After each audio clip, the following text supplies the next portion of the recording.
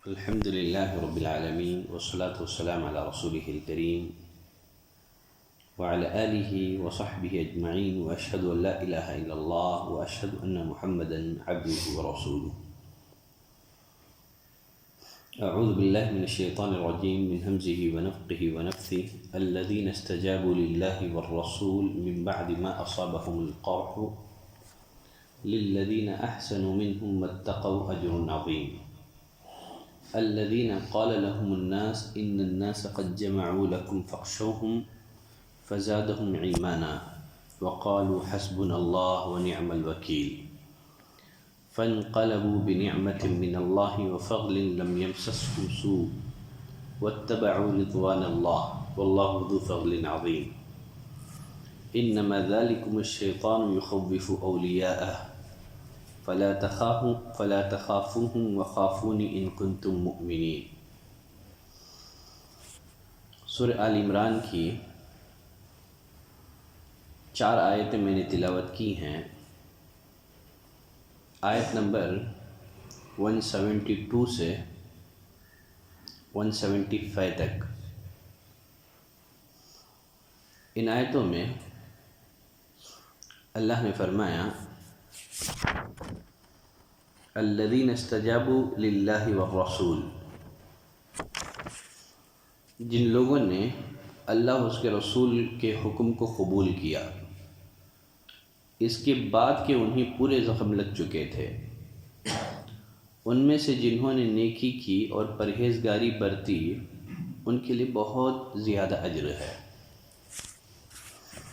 جنگ احد کے بعد جب نبی کریم صلی اللہ علیہ وسلم اور صحابہ مدینہ پہنچے، آپ کو خبر ملی، اطلاع ملی کہ ابو سفیان اور مشرکین دوبارہ مدینہ پر حملہ کرنا چاہتے ہیں. نبی کریم صلی اللہ علیہ وسلم نے صحابہ اکرام کو جنگ میں شرکت کی دعوت دی، جہاد پر ابھارا. باوجود یہ کہ مسلمان زخمی تھے، جہاد کے لیے تیار ہو گئے. انہوں نے اللہ اور اس کے رسول کے حکم کو لبیک کہا. تو اسی کی طرف اس آیت کریمہ میں اشارہ کیا گیا ہے الذین استجابوا للہ والرسول، جن لوگوں نے اللہ اور اس کے رسول کے حکم کو قبول کیا. سیدہ عائشہ رضی اللہ تعالی عنہا اپنے بھانجے عروہ بن زبیر سے فرماتی ہیں یقیناً تمہارے والد زبیر اور تمہارے نانا ابو بکر رضی اللہ عنہما ان لوگوں میں شامل تھے جنہوں نے اللہ اور اس کے رسول کے حکم کو قبول کیا تھا. جنگ احد میں نبی کریم صلی اللہ علیہ وسلم زخمی تھے. آپ کو خدشہ ہوا کہیں کفار اور مشرکین دوبارہ ہم پر حملہ نہ کر دیں. تو آپ صلی اللہ علیہ وسلم نے مسلمانوں سے کہا کہ ان مشرکین کا پیچھا کون کرے گا؟ تو 70 مسلمانوں نے لبیک کہا، ان میں ابو بکر اور تمہارے والد زبیر بن العوام بھی ہیں. فرمایا آگے اللہ نے الذین قال لهم الناس ان الناس قد جمعوا لكم فاخشوهم فزادهم ایمانا. وہ لوگ جب ان سے کہا گیا کہ کافروں نے تمہارے مقابلے میں لشکر جمع کر لی ہے، تم ان سے خوف کھاؤ، تو اس بات نے انہیں ایمان میں اور بڑھا دیا. جب مسلمانوں کا لشکر حمراء الاسد پہنچا، ایک جگہ کا نام ہے، مسلمانوں کو ڈرانے کے لیے، مسلمانوں کو خوف زدہ کرنے کے لیے کچھ لوگوں نے کہا، منافقین نے کہا ان الناس قد جمعوا لکم، لوگ تمہیں مٹانے کے لیے اکٹھے ہو گئے ہیں، لوگ تمہیں صفایا کرنے کے لیے جمع ہو گئے ہیں، لہٰذا ان سے ڈرو. اللہ نے فرمایا فزادہم ایمانا، اس سے ان کے اندر ڈر پیدا نہیں ہوا، مزید مسلمانوں کا ایمان، اہل ایمان کا ایمان بڑھ گیا، ان کے ایمان میں اضافہ ہو گیا. اس محدثین نے اس مسئلے پر استدلال کیا ہے کہ ایمان کوئی جامد چیز نہیں ہے، کوئی ٹھوس چیز نہیں ہے۔ الایمان یزید و ینقص، ایمان گھٹتا ہے اور بڑھتا ہے۔ گناہوں سے ایمان گھٹ جاتا ہے اور نیکیوں سے ایمان بڑھ جاتا ہے۔ فرمایا فزادہم ایمانا، تو ان کا ایمان اور بڑھ گیا۔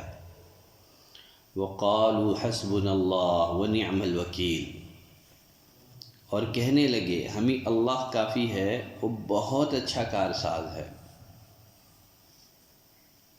وکیل وہ ہے جس کے سپرد کوئی کام کر دیا جائے، یعنی مسلمانوں نے اپنا سارا معاملہ اللہ کے سپرد کر دیا۔ جب ابراہیم علیہ السلام کو آگ میں پھینکا گیا، اس وقت ان کی زبان سے یہی جملہ ادا ہوا تھا، حسبنا اللہ ونعم الوکیل۔ اس کے نتیجے میں اللہ نے آگ کو گلے گلزار کر دیا۔ قلنا یا نار کونی بردا وسلاما علی ابراہیم۔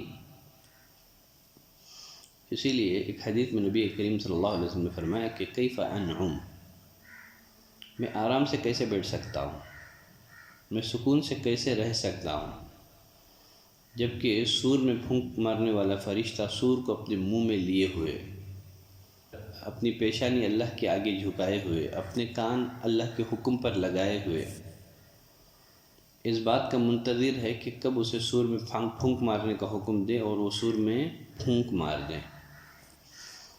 تب صحابہ اکرام نے نبی کریم صلی اللہ علیہ وسلم سے عرض کیا، اللہ کے رسول، جب وہ وقت آئے جب سور میں پھونکا جائے تو ہمیں کیا کرنا چاہیے؟ تو نبی کریم صلی اللہ علیہ وسلم نے فرمایا، حسبنا اللہ ونعم الوکیل، یہ پڑھو، حسبنا اللہ ونعم الوکیل، یہ دعا پڑھو۔ پھر آگے اللہ نے فرمایا فانقلبوا بنعمت من اللہ وفضل لم یمسسہم سوء واتبعوا رضوان اللہ واللہ ذو فضل عظیم۔ نتیجہ یہ ہوا کہ اللہ کی نعمت اور فضل کے ساتھ یہ لوٹے، انہیں کوئی برائی نہیں پہنچی، انہوں نے اللہ کی رضامندی کی پیروی کی، اللہ بہت بڑے فضل والا ہے۔ جب مشرکین کو یہ خبر پہنچی کہ مسلمان ان کے تعاقب میں آ رہے ہیں، ان کا پیچھا کرتے ہوئے آ رہے ہیں، اور جو مسلمان پیچھے رہ گئے تھے وہ بھی نادم اور شرمندہ ہیں، تو اس کا نتیجہ یہ ہوا کہ مشرکین کے دلوں میں رعب پیدا ہو گیا۔ اللہ نے ان کے دلوں میں رعب ڈال دیا، مسلمانوں کا ڈر ڈال دیا۔ چنانچہ وہ مدینے پر حملہ کرنے کے بجائے واپس مکے کی راہ اختیار کی، اور مومنوں کا معاملہ یہ ہے فانقلبوا بنعمت من اللہ وفضل، وہ اللہ کی نعمت اور فضل کے ساتھ لوٹے، اور انہیں جہاد میں، جنگ میں شرکت کا ثواب بھی مل گیا، اگرچہ جنگ نہیں ہوئی، کیونکہ انما الاعمال بالنیات، اعمال کا دار و مدار نیتوں پر ہے، ساتھ ہی ساتھ انہوں نے کوشش بھی کی تھی، دشمن کا تعاقب بھی کیا تھا، تو لہذا یہ اللہ کی نعمت اور فضل کے ساتھ، ثواب کے ساتھ، نیکیوں کے ساتھ پہنچے، ان کو کوئی تکلیف لاحق نہیں ہوئی۔ واتبعوا رضوان اللہ، ساتھ ہی ساتھ اللہ کی رضامندی کی انہوں نے پیروی بھی کی، یقین اللہ بڑے فضل والا ہے۔ پھر آگے اللہ نے فرمایا انما ذالکم الشیطان یخوف اولیاءہ، یہ خبر دینے والا شیطان ہی ہے جو اپنے دوستوں سے ڈراتا ہے۔ فلا تخافوہم وخافونی ان کنتم مؤمنین، تم ان کافروں سے نہ ڈرو اور میرا خوف رکھو اگر تم مومن ہو۔ شیطان جب بھی بنی آدم کو غلط راستے پر ڈالنا چاہتا ہے تو اپنے انسانی چیلوں کو آگے کر دیتا ہے، جو شیطان کی پوری نمائندگی کرتے ہیں۔ تو فرمایا انما ذالکم الشیطان، یہ در حقیقت شیطان ہی ہے، یہ انسانی شکل میں شیطان ہے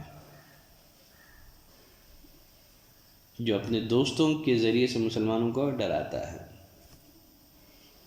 ان سے بٹ ڈرو، مجھے سے ڈرو اگر تم مومن ہو۔ ایمان کا تقاضا یہی ہے کہ صرف اللہ سے ڈرا جائے، اللہ کے علاوہ کسی کا ڈر اپنے دلوں میں نہ بسایا جائے۔ تو غرض آج کے لیے اتنی آیتیں کافی ہیں، تفسیر کا سلسلہ یوں ہی جاری ہے۔ سبحانک اللہم و بحمدک، اشہد ان لا الہ الا انت، استغفرک و اتوب الیک۔